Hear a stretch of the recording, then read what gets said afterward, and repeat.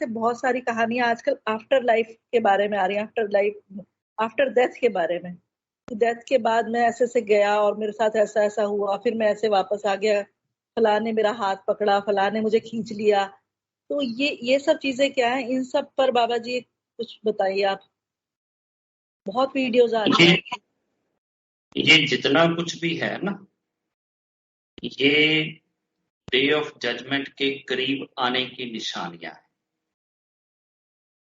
जब day of judgement करीब आएगा ना और लोगों की एज ए होल डिस्ट्रैक्शन की मियाद जो है वो निकट में आ जाएगी, तो तब लोग इस तरह से इल्यूजन और डिल्यूजन के अंदर इस कदर घिर जाएंगे, इतने डेप्थ में चले जाएंगे कि उन्हें रियलिटीज की कोई समझ ही नहीं है आएगी कि समझ रियलिटी क्या है और हमें क्या करना चाहिए।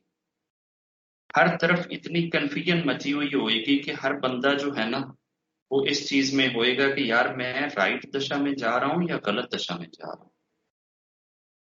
ये राइट और रॉन्ग की पहचान ही आपसे सेटन छीनना चाहता है कि आपको ये ना पता चले कि आप ठीक रास्ते पे हैं या आप गलत रास्ते पे हैं। ये जितना कुछ भी इनके साथ हो रहा है, ये असल में उस डेथ के समय में हमें ये फील होता है कि बंदे की डेथ हो गई, मगर एक्चुअल में बंदा अभी जिंदा होता है। और जिंदा होते हुए ही उसके साथ जो एस्ट्रल बॉडी या सेटन चालें चलते हैं, वो अपने जीवन में ही उसी तरह से उनको देख के आकर हमें बताना शुरू कर देते हैं और हम उस डिल्यूजन में चले जाते हैं या डिल्यूजन में चले जाते हैं कि यार ये देखो, ये बंदा हमारे सामने मरा था और मरकर इसके साथ ये चीजें हुई हैं।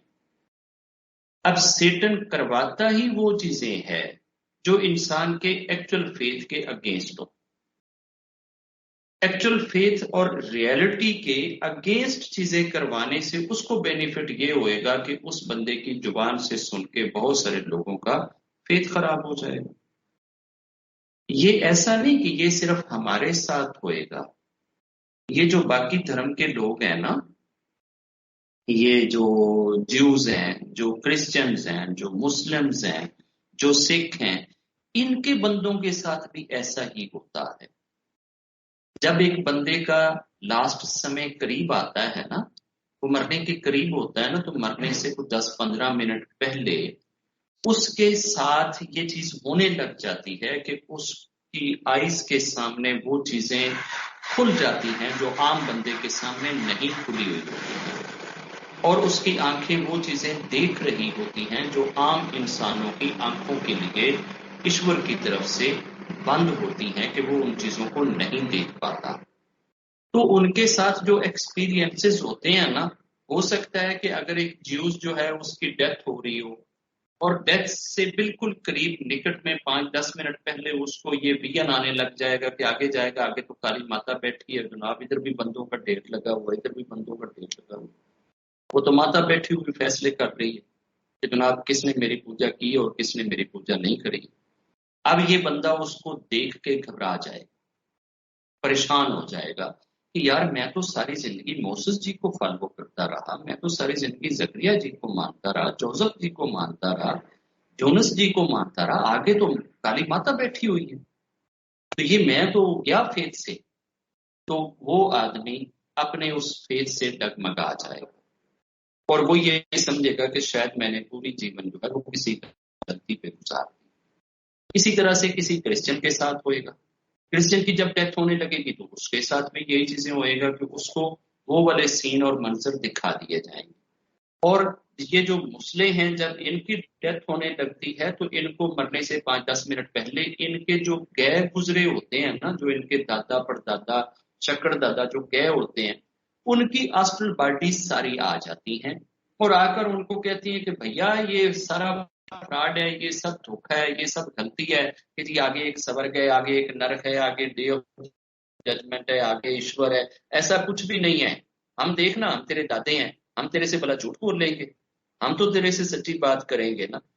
अब बंदा देखता है कि यार ये वाकई ये मेरे दादे की शक्ल है, ये मेरी नानी है, ये मेरी फुप्पी है, ये मेरी ताई है, और ये सारे चले गए थे, ये सारी तो उनकी आत्माएं हैं। और ये आकर मुझे अगर ये बता रही हैं कि भैया आगे तो ये है, तो वो मुसला तो गया अपने फेथ से। मेरे बच्चों, फेथ जो है ना, फेथ है, ये जीते जागते इस खोपड़ के साथ अपनी 5 सेंसेस को यूटिलाइज करते हुए बनाया जाता है। ये किसी के विजन एक्सपीरियंस से नहीं बनता, ये किसी की स्टोरी से नहीं बनाना। जो मर्जी कोई यूट्यूब पे कथाएं डालता रहे कि जनाब मैंने ये एक्सपीरियंस कर लिया, मैंने ये विजन कर लिया, मेरे साथ ऐसा हो गया, मेरे साथ ऐसा हो गया, ये सब की सब स्टोरीज जो हैं ये फेक हैं, ये मास्टर पार्टीज की, ये सेटन की बनाई हुई हैं। हम फेथ बनेगा तो वो रब के भेजे हुए मैसेंजर और प्रॉफिट्स की टीचिंग से बनेगा। अब मान लो कि विनोद इस दुनिया से जाने लगता है, रब ना करे कि मेरे साथ ऐसा होता है कि मेरी 100 पिछली पुश्तें जो है ना, वो रतन कुमार जी और उससे आगे जितने दादाजी, परदादा जी, शक्कर दादा जी, सारे आ जाते हैं और आकर कहते हैं विनोद तू तो एवं ही है, जनाब दुनिया ने भी पागल बनाया से, आप भी तो पागल है, ऐ देखना मैं तेरा पिता, मैं तेरा दादा, मैं तेरा शरदादा, मैं तेरा लक्कड़ दादा, मैं तेरा फला, उधर तो आगे तो वो जनाब माता बैठी हुई। तो ये बकवास है, ये करते रहे। मैंने अपना फेथ बनाया है प्रॉफिट और मैसेंजर्स की टीचिंग से, मैंने अपना फेथ बनाया है रब के भेजे हुए बिलीव से। तो मैं उस चीज को राइट जानूंगा ना, मैं इन लोगों के बहकावे में, मैं इन लोगों के एक्सपीरियंसेस में, मैं इन लोगों की टीचिंग्स में क्यों आकर अपना फेथ बनाऊं या गवाऊं। फेथ जीते जागते बनता है, इस दुनिया में रहते हुए बनता है, और इसी फेथ के ऊपर आपका हिसाब होना है जो आप यहां से देकर जाओगे। आप अपने फेथ को इतना मजबूत बनाएं, इतना पक्का बनाएं, इतना प्योर बनाएं कि पूरी दुनिया के इंसान, ये जितने आज के बाद मरना शुरू करें, ये सब के सब मरने के बाद अगर हर बंदा तीसरे दिन जो है ना वो एक आत्मिक फोरम में आकर हमारे सामने आकर ये प्रचार करने लग जाए और आकर मीडिया पे बताना शुरू कर दे कि जनाब आगे तो ऐसे, आगे तो ऐसे, तो हम इनकी बातें नहीं माने। ये जो दाएं बाएं से ये मामे चाचे ताए आकर ये जो इस तरह के विजन सुना सुना के आपके फेथ के साथ खिलवाड़ कर रहे हैं, ये सब की सब सैटेनिक चालें हैं। इन शैतानी चालों को अंडरस्टैंड कीजिए, इन शैतानी चालों को समझिए। ये सारी की सारी आपके फेथ की दुश्मन हैं ये चीजें। फेथ बनता है जीते जागते सोच से, जीते जागते अंडरस्टैंडिंग से, जीते जागते समझ से। जो चीज आज आपको जो रब ने लॉजिक दी है, जो विजडम दी है, जो अक्ल दी है, जो इस चीज के अंदर समझ में आती है, उससे आप अपना फेथ बनाएं। आप दाएं बाएं से अपने फेथ ना बनाएं, ये यूट्यूब पे पड़ी हुई महिमा और चर्चा से ना अपना फेथ बनाएं, ये सैटन की चालों से ना अपना फेथ बनाएं। तो ये कहानियां जितनी भी आती रहें, ये कहानियां ऐसा नहीं है कि सिर्फ आप तक पहुंचती हैं या आप सुनते हैं या आपको पता चलता है। तो भाई मैं भी तो सारा दिन ये नेट के ऊपर देखता रहता हूँ कि जरा क्या क्या दुनिया कर रही है। ये गुरुजी की सारी संगत जो दिन रात धड़ाधड़ गुरुजी के बारे में वो चढ़ाए जा रही है कि जनाब गुरुजी ने ये कर दिया, गुरुजी ने ये कर दिया, क्या ये सिर्फ खाली आपको सुनने को मिलता है? मुझे नहीं सुनने को मिलता।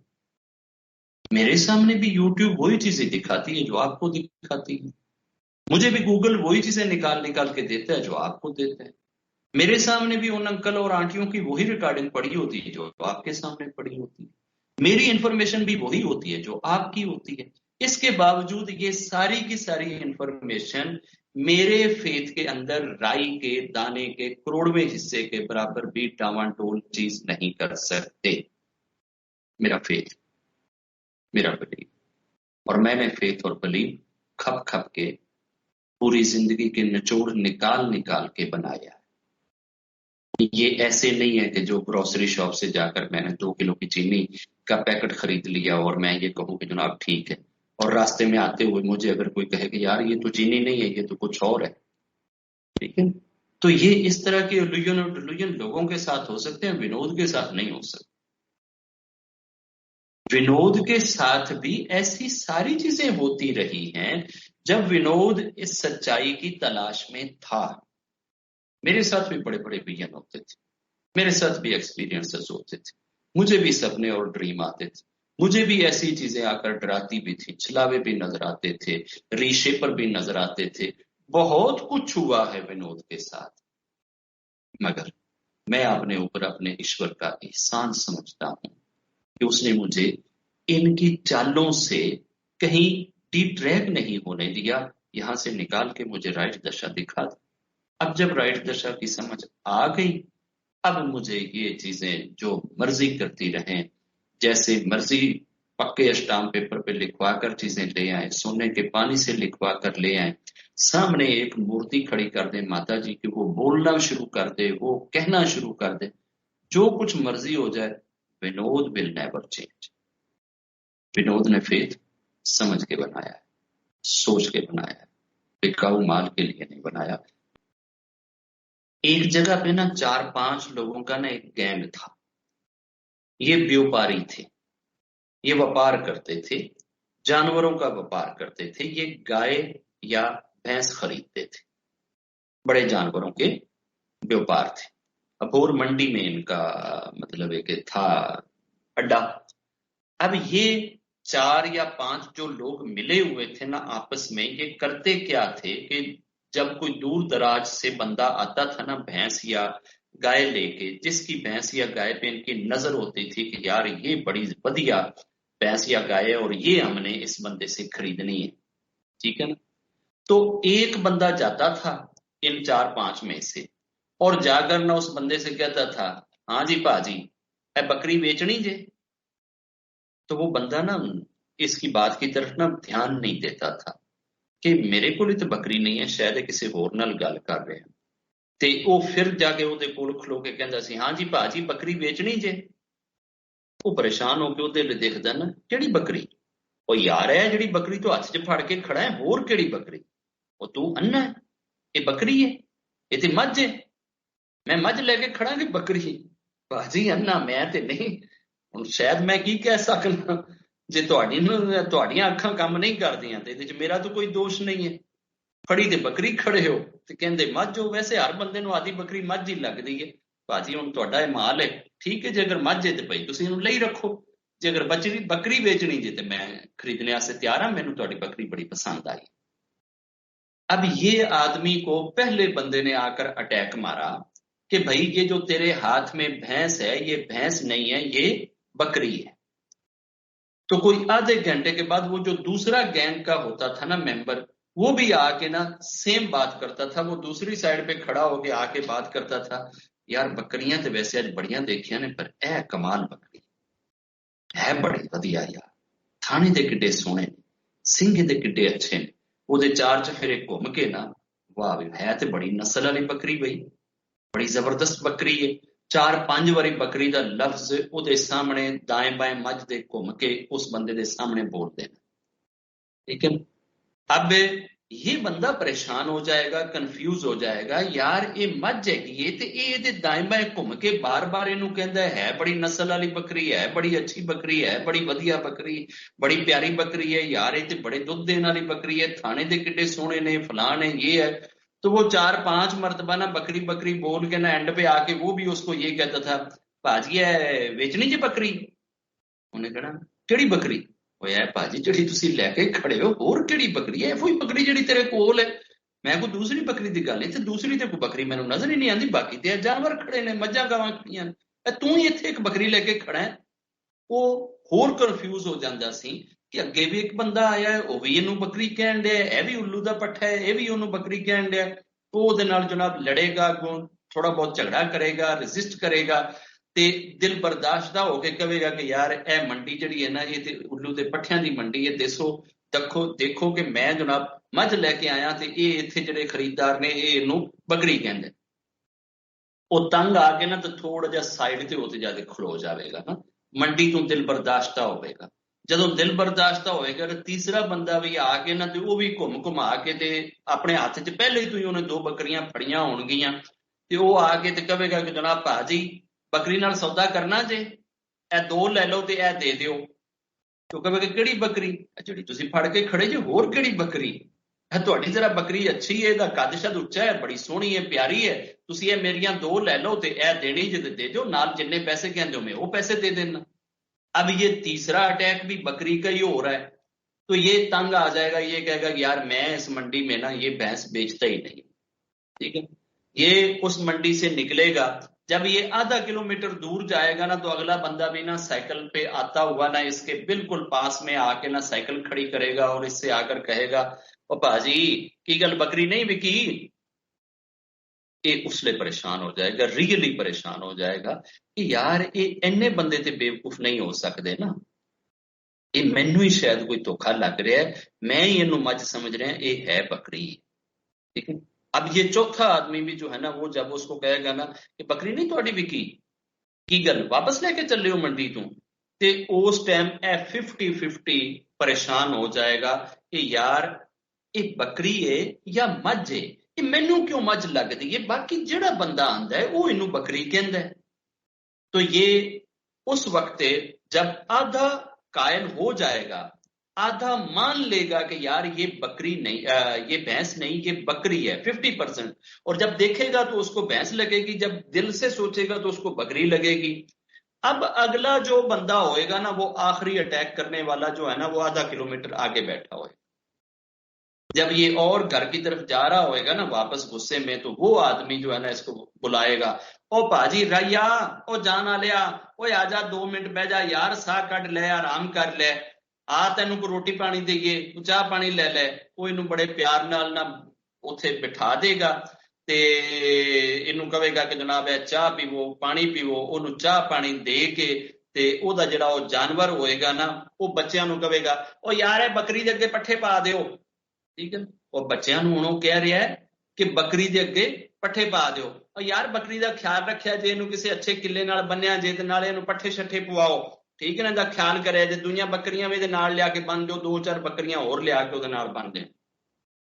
अब इस आदमी को 100% बिलीव हो जाएगा कि नहीं यार ये बकरी है, एवं मैनू किते गलती लग गई है, मैं इनू मझ कह रहा, ये मझ नहीं है। आखिर इन्नी दुनिया तो नहीं धोखा खा सकती ना, ये सारी दुनिया जो कह रही है कि जी बकरी है, तो मैं एवं ही डटिया खड़ा कि नहीं जनाब ये मझ है।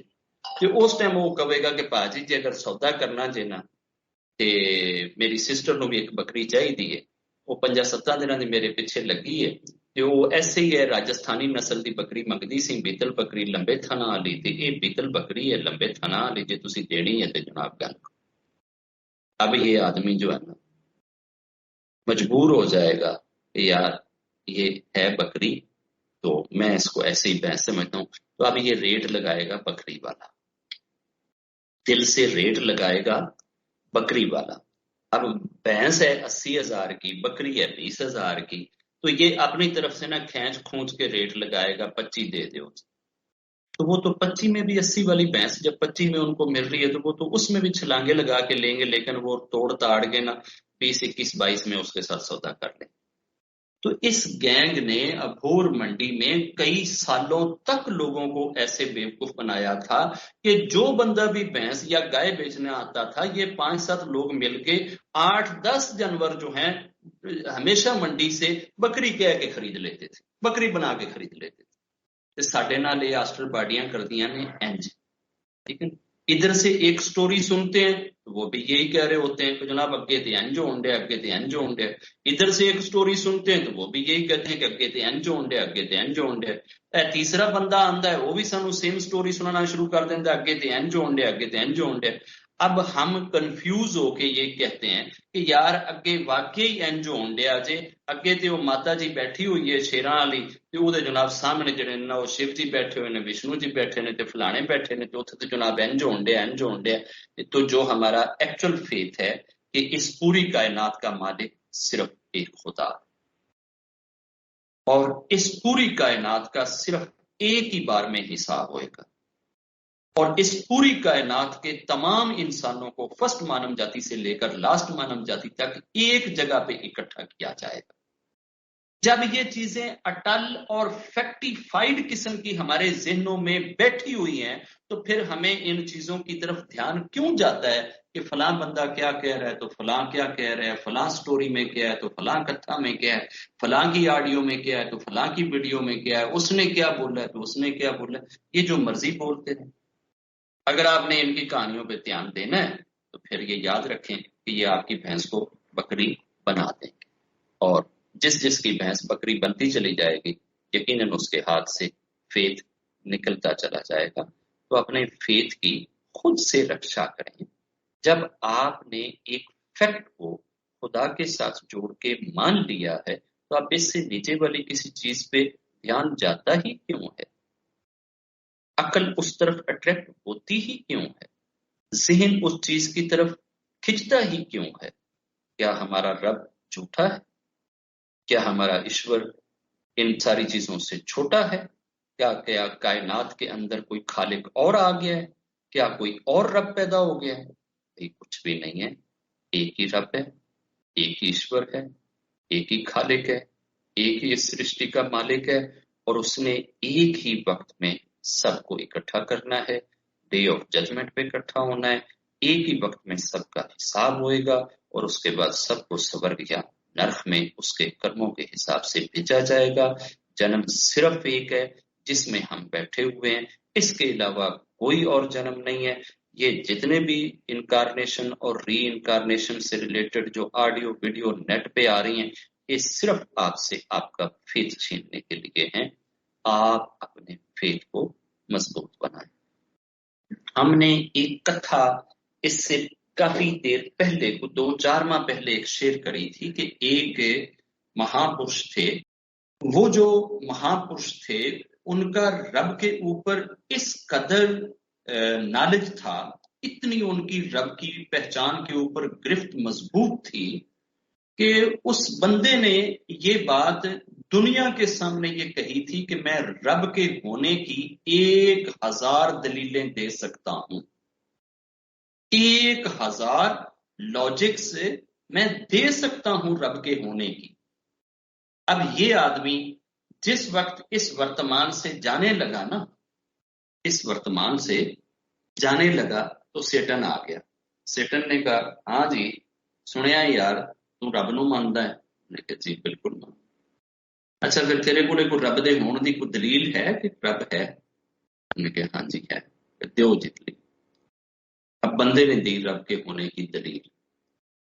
मान लो कि जी रब वो है जिसने ये आसमान बनाया, रब वो है जो ईस्ट से सूर्य को निकालता है, वेस्ट में डुबोता है, रब वो है जो हमें जिंदा करता है और मारता है। ये सारी रब के होने की दलीलें हैं, रब के होने की पहचानें हैं।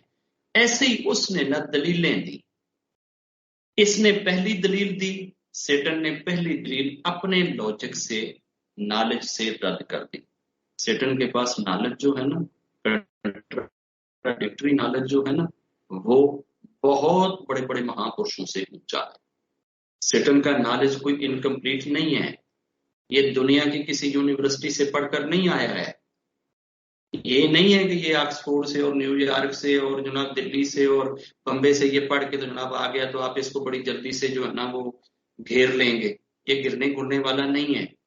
सेटन ने पहली लॉजिक रद्द करी, उस महापुरुष ने दूसरी लॉजिक दी, उसने वो भी रद्द कर दी। उस महापुरुष ने तीसरी लॉजिक दी, सेटन ने वो भी रद्द कर दी। हत्ता कि इस बंदे ने रब के होने की 1001 दलीलें दी, और सेटन ने 1001 दलील इसकी रद्द कर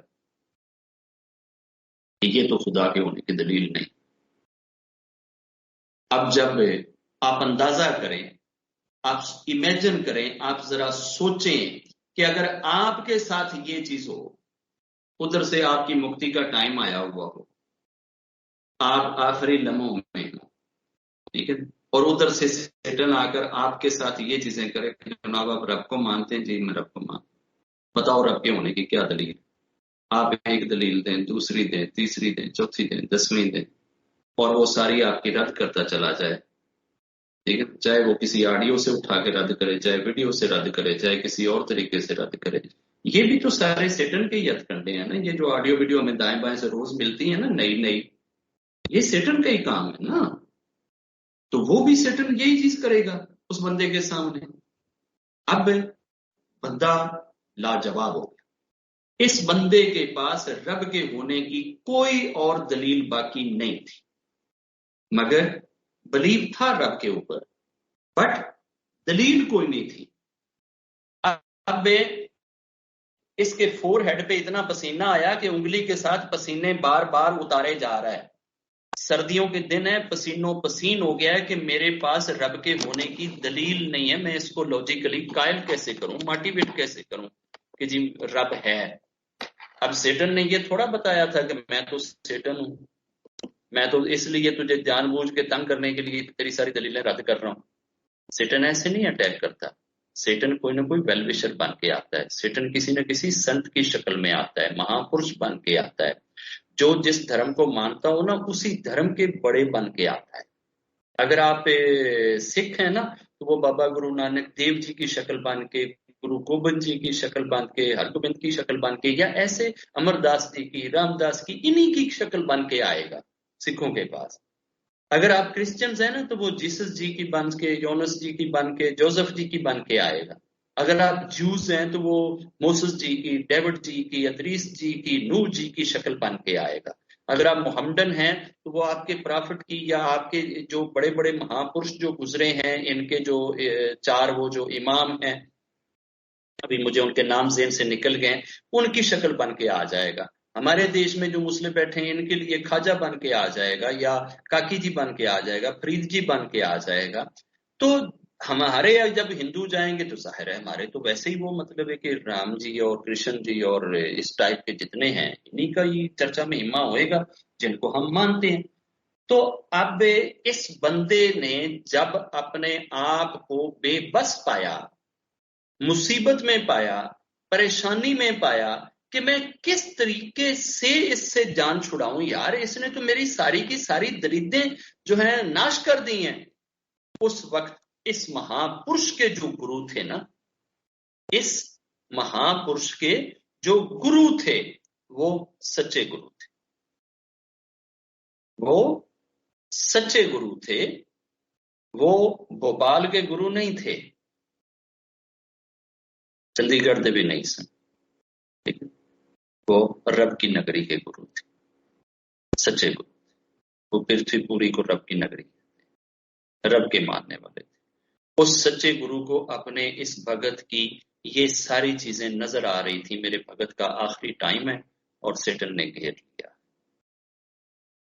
तो इन्होंने ना हाथ में एक चिल्लू पानी लिया, 350 कोस, जैसे दिल्ली से बम्बे या केरला या गोवा या त्रिपुरा या अमृतसर, इतनी दूर बैठे हुए अपने भगत की तरफ चिल्लू मारा है, और वो चिल्लू पानी का आके सीधा फोरहेड पे लगा है, यहाँ आके ठा करके।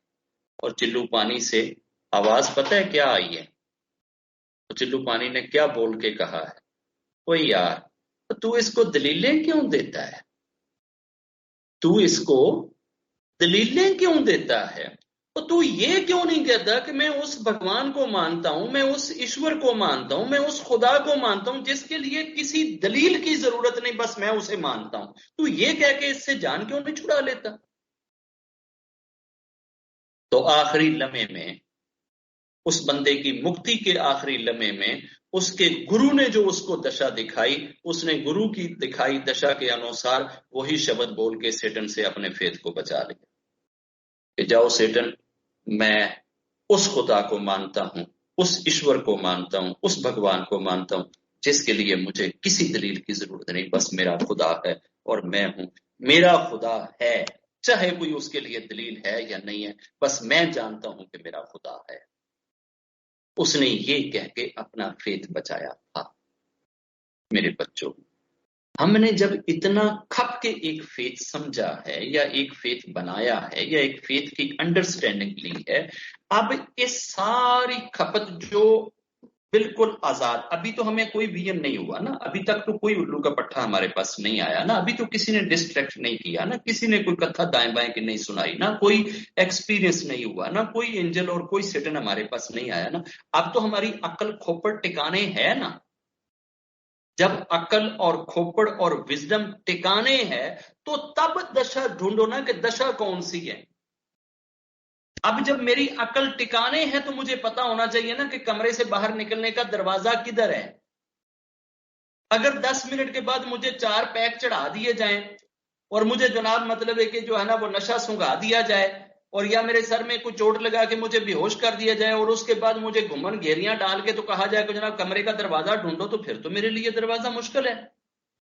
मुझे पहले से होश में रहते हुए दरवाजे ढूंढने चाहिए कि दरवाजा किधर है। हम बेहोशी का इंतजार क्यों करते रहते हैं कि एंड पे जाकर इन विजनों से, इन एक्सपीरियंसेस से हम फेथ बनाएं कि जनाब आगे जाके की करना है या की लेके जाना है। नहीं, जो फेथ लेके जाना है वो आज बनाना है। जो फेथ लेके जाना है वो आज बनाना है। और जो फेथ लेके जाना है इसे दुनिया को मनवाना है। जो फेथ लेके जाना है इसे पूरी दुनिया में गाना है। जो फेथ लेके जाना है उस फेथ को सारे वर्तमान को बतलाना है। मेरी जान, ईश्वर सिर्फ एक है। ईश्वर सिर्फ एक है। जन्म सिर्फ एक है। जीवन सिर्फ एक है।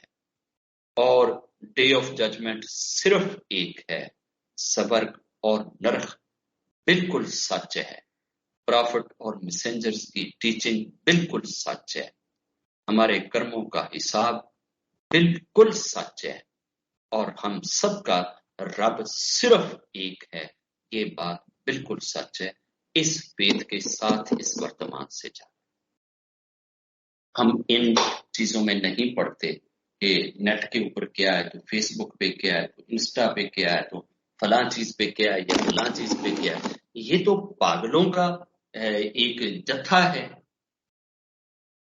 बेवकूफों का ये वर्तमान है। तो अब इस तरह के वर्तमान में इस तरह के बेवकूफ ये चीजें अगर करने लग जाएं तो क्या हम इन बेवकूफों के पीछे लग जाएं, इनकी बातें सुनने लग जाएं? ईश्वर की बात को छोड़ दें, ईश्वर की टीचिंग को छोड़ दें, मोसेस जी की टीचिंग को छोड़ दें, जीसस जी की टीचिंग को छोड़ दें, मोहम्मद साहब जी की टीचिंग्स को छोड़ दें और इन उल्लू के चरखों के टीचिंग्स को पकड़कर सीने से लगा लें कि जनाब फलां बंदे ने ये कह दिया, फलां ने ये कह दिया, फलां ने ये कह दिया। जो कहने वाला है उसकी मोडेस्टी का लेवल क्या है? जो अपना एक्सपीरियंस बता रहा है वो पवित्र कितना है? जो ये चीजें एक्सपीरियंस कर रहा है उसने रब को कितनी देर माना है? उसने रब के लिए इस वर्तमान में किया क्या है? यार, जिन लोगों ने पूरी जिंदगी, पूरा जीवन कभी एक बार भी अपना माथा उस सच्चे ईश्वर के आगे जमीन के ऊपर टिकाया ही ना हो, वो बंदे भी मरने के एक्सपीरियंस हमें बतलाने लग जाते हैं कि मेरे साथ ऐसे हुआ, मेरे साथ ऐसे हुआ। तो क्या इन लोगों के एक्सपीरियंसेस से हम विजन बनाना शुरू कर दें, फेथ बनाना शुरू कर दें? हम इनके विजन से अपने आप को ट्रीट करना शुरू कर दें कि जनाब ये तो ये कह रहा है, ये तो ये कह रहा है। इनके साथ तो ना जाने क्या क्या होना है। और इनको तो सेटन ने खुदा जाने क्या क्या धोखे देने हैं, क्या क्या इनके साथ फ्रॉड करने हैं। तो क्या इनके धोखों और फ्रॉड को हम अपने लिए लाइन बना लें, अपने लिए वे ऑफ एक्शन बना लें, अपना फेथ और बिलीव उन चीजों के ऊपर डाल लें? कभी भी नहीं। Never never never for ever. नहीं, नहीं और नहीं, हमेशा के लिए नहीं। फेथ बनाना है रब की टीचिंग से। और रब की टीचिंग्स किसके ऊपर आएंगी? इनके ऊपर नहीं आएंगी ये जो मरने वाले।